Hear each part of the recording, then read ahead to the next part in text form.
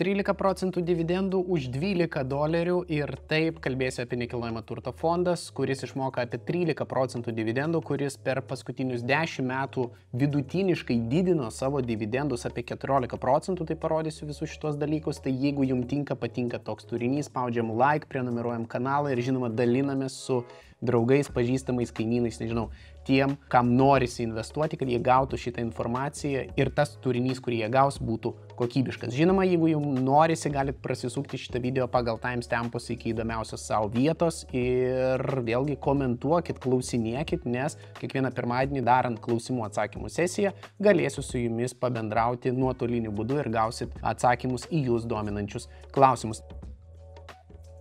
Na, o dabar neriam į nekilnojamo turto temos ir fondo trumpą tokią analizę ir šitoje vietoje tiesiog pasistengsiu kuo aiškiau, detaliau papasakoti tam tikrus dalykus ir rodiklius ir jūs tada nuspręsit, ar jums tinka šitas dalykas į portfelį ar netinka, o jeigu jums tinka ir patinka didelis dividendinis pajamingumas, aš manau, kad tikrai yra verta žiūrėti šitą video iki galo ir pakankamai detaliai susipažinti su šita kompanija bei susidaryti tam tikrą nuomonę.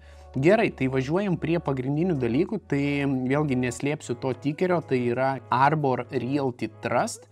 Ir jeigu mes pasižiūrėtume jo pagrindinius dalykus, tai vėlgi summary, tai paskutinius 10 metų jisai paaugęs apie 89 procentus, plus jis vidutiniškai moka 13,47 procentų dividendų, 2,62 milijardo yra jo kapitalizacija, o PE yra 8,78, bet iš tikrųjų nekilnojamo turto trestui nėra tiek svarbus PE, kiek jam yra svarbus FFO, tai yra Funds from Operation, tai yra pinigai iš jo operacijų, tai iš nuomos pinigų. Dabar į ką orientuojasi pati Arbor kompanija, tai jinai buvo įkurta 2003 metais ir pagrindė investuoja į diversifikuotą portfolio iš struktūruotų finansinių, structured finance asset. Tai multifamily, single family rental and commercial real estate. Tai reiškia multifamily tai daugiabučiai, single family rental tai yra individualūs namai ir komercinis nekilnojamas turtas Jungtinėse Amerikos valstijose. Tai, žodžiu, galite detaliau pasiskaityti, kaip jinai, reiškia, veikia, nes iš anglų kalbos yra pakankamai sunku versti šitą dalį. Mes geriau prieisim prie rodiklių ir kalbėsime apie rodiklius. Vienintelis dalykas, į ką norėčiau atkreipti dėmesį, tai kad pilki stulpeliai, tai yra Funds from Operations Estimate, tai yra kiek jie tikėjosi gauti pinigų, ir Funds from Operation Actual, tai kitaip tariant, jie ypač paskutinius, porą metų jie viršyje kiekvieną ketvirtį savo Funds from Operation, kas yra labai stiprus rodiklis. Tai kitaip tariant, jie uždirba daugiau negu tikėjosi. Ir šitoje vietoje einant vėlgi prie finansinių rodiklių, prie pagrindinių tokių bazinių dalykų, tai labai aiškiai matome, kiek auga jų pajamos kiekvienais metais. Tai jeigu, pavyzdžiui, 2014 metais jie generavo 106 milijonus pajamų, tai dabar generuoja 1,331 milijoną. Tai įsivaizduokit, kiek tai yra 13 kartų realiai padidėjo, tai aišku, eksponentė viskas auga, tačiau vėlgi kiti dalykai irgi pas juos auga. Geriau tas atrodo per MSN.com Money ir mes galime pasižiūrėti, reiškia, kaip atrodo jų finansai per MSN.com Money. Tai yra nemokamas resursas, klausit, kur aš žiūriu, tai va, prašau. Tai revenue, matėt patys jo, kaip jisai važiuoja aukštai ir šitoje vietoje, jeigu mes žiūrėsim net profit, tai vėlgi kompanija praktiškai nuo kiekvieno dolerio uždirba tarp 25 ir 47 procentų grynojo pelno. Tai reiškia, nuo kiekvieno išleisto dolerio pas juos, jiem lieka grynojo pelno apie 25-47 procentai. Matom, kad tikrai yra metai iš metų augimas, bet vėlgi cost of goods sold, tai yra operacinės išlaidos, galima taip sakyti, tai jos irgi auga, nenuostabu šitoje vietoje. Ir vėlgi gross profit, tai yra pelnas prieš mokesčius, irgi auga. Ir grynasis pelnas irgi auga pakankamai stipriai. Bet į ką reikėtų atkreipti dėmesį, tai kad jie išleidžia vis daugiau akcijų pritraukinėjant kapitalą tam, kad galėtų finansuoti savo nekilnojamą turto portfelį. tai akcijų skaičius rinkoje irgi auga, jie nedaro buybackų tų vadinamų, nu, tai pavyzdžiui Google'as, Meta, jie daro buybackus, jie atpirkinėja akcijas iš savo investuotojų, tokiu būdu mažina akcijų kiekį, vadinasi, akcijų vertė kyla.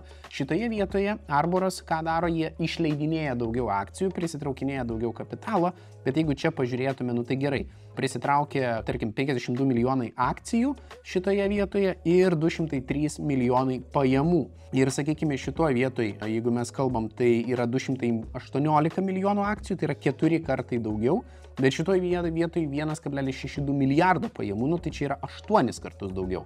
Na tai vadinasi, vėlgi, pajamos vienai akcijai auga tikrai daugiau, na, sakykime, negu kad pačių akcijų. Tai neina taip, kad auga ir akcijų kiekis ten, tarkim, 4 kartus ir pajamos 4 kartus.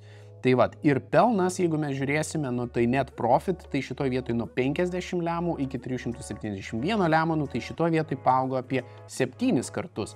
Na tai bet kokiu atveju, tai kad jie išleidinėja akcijas ir pritraukinėja kapitalą, bet kokiu atveju uždirba investuotojams daugiau, negu kad jie išleidinėja akcijų. Tai reiškia, kad mes neremiam šitos kompanijos, o iš tikrųjų viskas atrodo pakankamai gražiai. Balansinėme likutyje turto kiekis irgi yra labai didelis, tai shareholders equity yra 3,12 milijardo.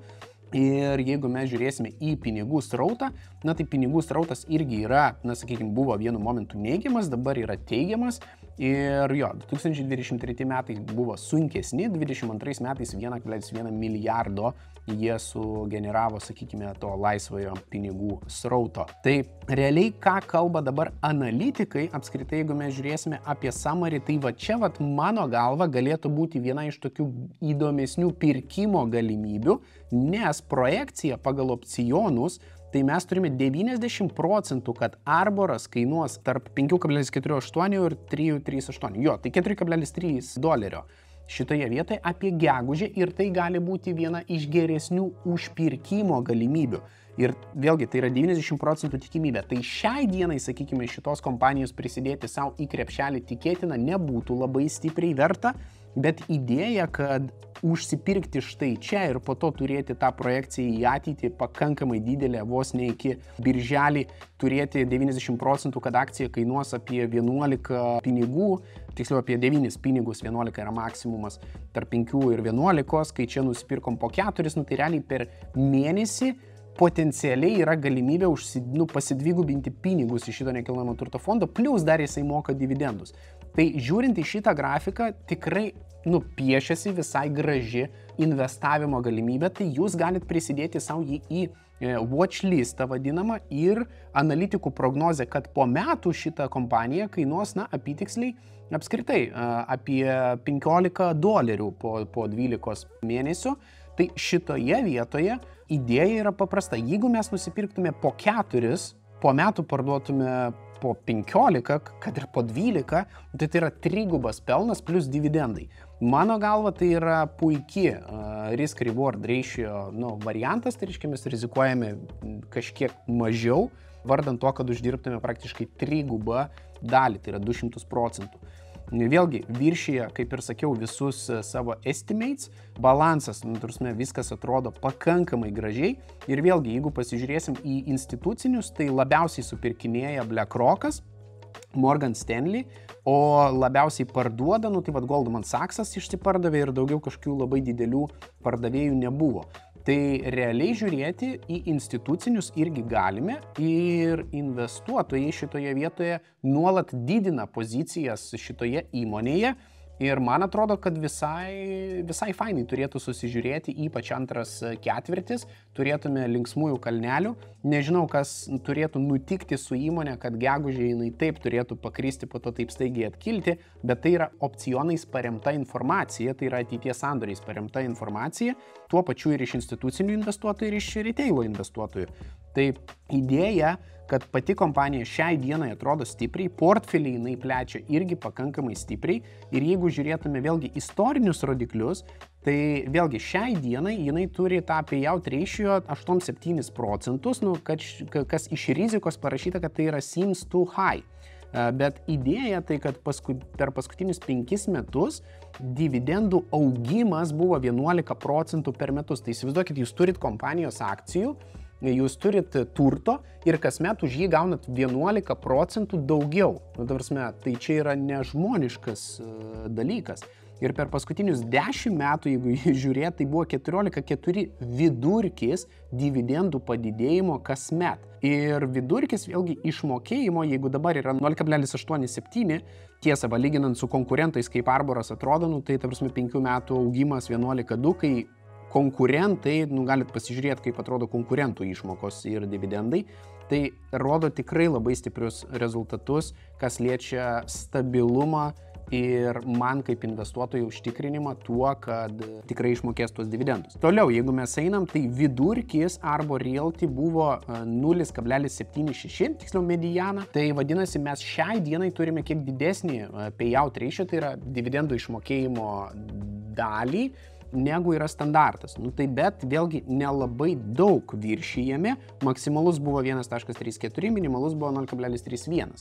Mediana 0,76, dabar 0,87, tai logiškai, gali būti, kad akcijos kaina pakris arba jie turėtų uždirbti daugiau pelno tiesiog kaip kompanija tam, kad grįžtų prie 0,76. Tai vėlgi, highest dividend yield on Arbor Realty was 28,82. Tai didžiausias dividendinis pajamingumas, kokį Arbor Realty yra pasiekęs, yra 28,82. Mažiausias 3,64, mediana buvo 8,12. Tai vėlgi, šiai dienai 13% išmokėjimas yra kiek didesnis negu standartinis vidurkis šitos kompanijos. Kur jinai randasi ir, žodžiu, visa struktūra pačios kompanijos, į tai mes jau nelysime. Bet dabar kaip įsigyti tokią kompaniją, tai vėlgi jums reikės vertybinių popierių sąskaitos. Aš į watchlistą įsidėjau, tikriausiai po $4 aš tikrai pirksiu, tam, kad nepraleistumėt to notificationo, ką aš darau savo portfelyje, tai jūs visada galite su nuoroda apačioje užeiti ir prenumeruoti mano portfelį, kai tik aš atlieku tam tikrą veiksmą, jūs turėtumėt gauti e-mailą ir žinutę. Tai vėlgi užsiregistruojat Freedom24, prisinumeruojat portfelį ir galit stebėti, žiūrėti, ką aš darau, galit pasivaikščioti po mano štai šitas pozicijas, yra va čia žalių, raudonų, pamatysit visą istoriją, viskas yra ok. Tai ką padarom, ateinam į priekybą ir šitoje vietoje galime įsivesti rinkos vertę, pavyzdžiui, vieną akciją, pateikti pirkimo užsakymą, valio $12 ir jūs esat nekilnojamo turto, kuris išmoka 13% dividendų savininkas. Tai yra realiai geriau negu butai, nes jeigu pasižiūrėtume į pagrindinius rodiklius, ką rodo butai šiai dienai ir ką rodo nekilnojamas turtas apskritai Lietuvoje, tai mes galim žiūrėti. NT nuoma tarp 30-60 tūkstančių kapitalo, metinis pelningumas, vidutinis, vėlgi vidutinis, galimas apie 4-8%. Darbo sąnaudos, tai yra žmogaus darbo sąnaudos vidutinės, žinių poreikis pakankamai didelis yra ir rizika vėlgi priskiriama prie didelės. Aš tiesą sakant galvočiau, kad tai nėra didelė rizika, bet tas, kuris darė šitą analizę žmogus, priskyrė čia. Dabar šaltinis, nepamenu, reikėtų paieškoti, iš kur paėmiau šitą lentelę, bet idėja tai, kad tai yra vėlgi Lietuvos analitikų dalis. Dabar NT perpardavimas, tai dažniausiai kapitalo poreikis nuo 50 tūkstančių, metinis pelningumas galimas 10-20%, darbo sąnaudos pakankamai didelės, žinių poreikis pakankamai didelis, tai yra atsirinkti viską ir prasukti pakankamai greitai, rizika irgi pakankamai didelė. NT vystymas, nuo 100 tūkstančių 2-3% reikia metinio, tiksliau 20-30% galima gauti metinę pelningumą, bet patys suprantat, kad su NT vystymu reikia tikrai pakankamai daug žinių ir rizika yra pakankamai didelė. NT fondai ir akcijos, čia parašė žmogus nuo 1000 eurų, aš drįsčiau nesutikti, šitoje vietoje mes turim $12 už akciją ir čia 5-10%, tai vėlgi mes viršėjame su Arbor Realty šitą dalį. Ir vėlgi darbo sąnaudos tai yra vieno mygtuko paspaudimas, žinių poreikis, realiai pasižiūrėjot video, įsivertinot, jeigu jums patinka tai, ką girdit, matot, tai valio. Sutelktinis finansavimas iš viso, ten 5 eurų, 8-12% pelningumas, minimalios, nedidelis žinių poreikis, rizika irgi vidutinė. Tai iš principo, jeigu jums neužtenka net 50 eurų, pavyzdžiui, sutelktiniam finansavimui ir jūs norit vertybinių popierių, norit nekilnojamo turto fondo, nes sutelktinis finansavimas tai nėra NT, tai yra paskola. Realiai reito savininkas yra turto bendrasavininkas, tai šitoje vietoje yra perkamas tikrasis turtas. Tai idėja, kad šita vieta, mano galva, šiai dienai tikrai pakankamai gerai ir gražiai atrodo ir Arbor Realty tikrai labai gerai atrodo. Dabar jeigu vidutinį metinį pelningumą pažiūrėti per metus 13,01, jeigu žiūrėt kartu su dividendais, tai 13,59. Jeigu aš palyginčiau su Realty Income, kurio aš už 30 000 esu nusipirkęs ir video su marža yra šitame kanale Financially Finance, tai galite pasižiūrėti video, tai realiai dividend yield Realty Income viena populiariausių reitų yra štai toks, tai matom, kad 4-5 procentai, Arbor Realty, tai va, matom, kaip irgi viskas atrodo. Tai nuo 2013 jie labai stabiliai didino savo dividendinį pajamingumą, Realty Income, iš principo išlieka pakankamai stabilus šitoje vietoje. Toliau, jeigu žiūrėt 10 metų vidutinę metinę grąžą, cumulative tą grąžą, tai mes matome, kad 17,49 yra vidutinė metinė grąža, jeigu mes reinvestuotume visus dividendus. Tai čia yra pagal performansą. Bet jeigu pagal volatilumą, tai reiškia riziką ir sviravimo riziką, tai sakykime, Realty Income gerokai mažiau sviruoja negu Arbor Realty.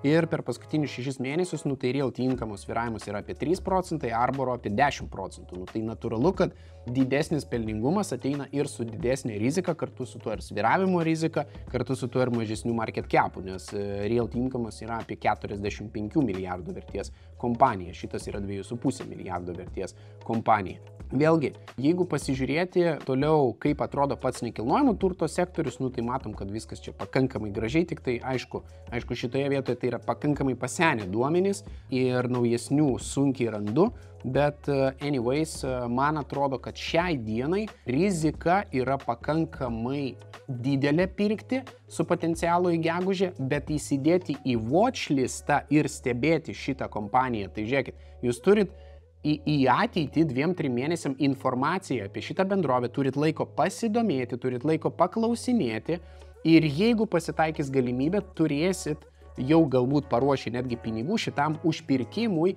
ir kai klausėt, ką pirkti galbūt, tai vėlgi tai nėra investavimo rekomendacija, bet mano galva prie 4-5 baksų aš tai tikrai mielai priglaušiau šitos kompanijos, nes yield on cost bus nesveikas, plus dar iš akcijų vertės galima uždirbti pakankamai daug. Ir jeigu aš ateisiu štai šitoje vietoje į tą patį Stock Charts ir Arbor Realty, ABR, tai tarkim palyginsiu su S&P 500 tą patį Arbor Realty Trustą, tai matot, kiek stipriai jis stipriau sviruoja už tą patį S&P 500, bet ilguoju laikotarpiu, tikrai pakankamai gerai duoda į kaulus tam pačiam S&P 500. Ypač po 2009 metų krizės, jeigu mes pasižiūrėtume, čia iš viso 500, čia yra 1600%.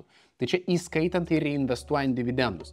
Tai šita vieta tikrai yra pakankamai gerai atrodanti šiai dienai. Kaina užpirkimo net dabartinėme etape vėlgi yra pakankamai, man atrodo, logiška ir mano galva logiška būtų jį dasipirkti už mažiau negu 10 baksų, bet jeigu tikrai pakristų iki 4-5 dolerių už akciją, tai aš tikrai labai godžiai apsipirkinėsiu ir vėlgi prisidėsiu savo į watchlistą ir va štai čia paspausiu follow ir viskas. Follow, add to F24, tai tą darau su Seeking Alpha, tai pirkti po 4-5 baksus. Viskas, save, done. Tai va štai tokiu būdu aš followinu tam tikras kompanijas, vėlgi prisidėsiu ją ir MSN.com pas save į favoritsus ir žinoma šitoje vietoje pirkimus atliksiu, kadangi dividendai, tai per tą patį Freedom 24, bet galite naudoti ir kitą jums patinkantį brokerį. Jeigu norit daugiau informacijos va tokios apie nekilnojamo turto kompanijas, tai parašykit, panagrinėsime tam tikras NT kompanijas, reitus, fondus, nes šita tema, kaip matau, tikrai yra pakankamai aktuali, pakankamai įdomi ir tikrai mano galva pakankamai vertinga, nes jinai gali sąlyginai greitai jums užtikrinti jūsų tą pinigų srautą, tai nes moka kas mėnesį, kas ketvirtį dividendus ir tie dividendai yra tikrai pakankamai dideli, o nekilnojamo turto sektorius yra pakankamai stipriai pakritęs. O jeigu norit sužinoti, kaip iš 10 000 pinigų per 30 metų galima padaryti iki milijono vertės portfelį, tai galit pasižiūrėti štai šitą video apie tai, kodėl reitai šiai dienai yra vienas geriausių pasirinkimų. Pelningo investavimo ir iki kitų kartų.